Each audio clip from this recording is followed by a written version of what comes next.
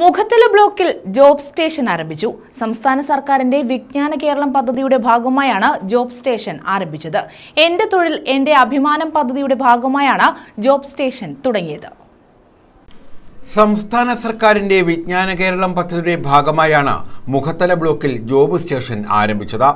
എന്റെ തൊഴിൽ എന്റെ അഭിമാനം പദ്ധതിയിലൂടെ തൊഴിലന്വേഷകർക്ക് ഇന്റർവ്യൂ പരിശീലനം, സോഫ്റ്റ് സ്കിൽ പരിശീലനം, ഗ്രൂപ്പ് ഡിസ്കഷൻ പരിശീലനം എന്നിവ നൽകി ജോബ് സ്റ്റേഷൻ വഴി പൊതു സ്വകാര്യ സ്ഥാപനങ്ങളിലേക്ക് നേരിട്ടും വെർച്വലായും പ്ലേസ്മെന്റ് നടത്തും.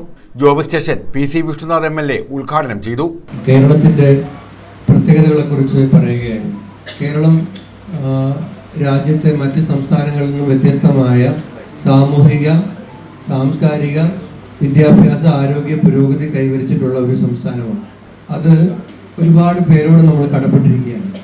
ഒന്നാമത് 19ാം നൂറ്റാണ്ടിലുണ്ടായ നവോത്ഥാനം.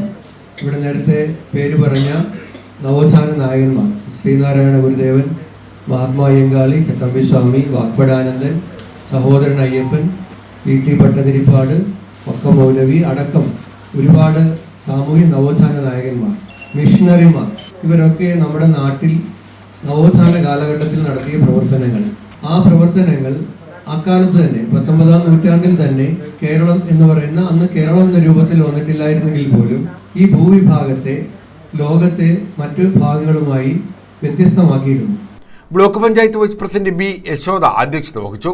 വൈസ് പ്രസിഡന്റ് H ഹുസൈൻ, ഗ്രാമപഞ്ചായത്ത് പ്രസിഡന്റുമാരായ P Vineethakumari, GS Sindhu, SD Abhilash, J Shahida, block വികസന standing committee chairperson Susheela, block panchayat അംഗങ്ങളായ ഫൈസൽ കുളപ്പാടം, സുധീർ, ശ്രീജ എന്നിവർ പങ്കെടുത്തു.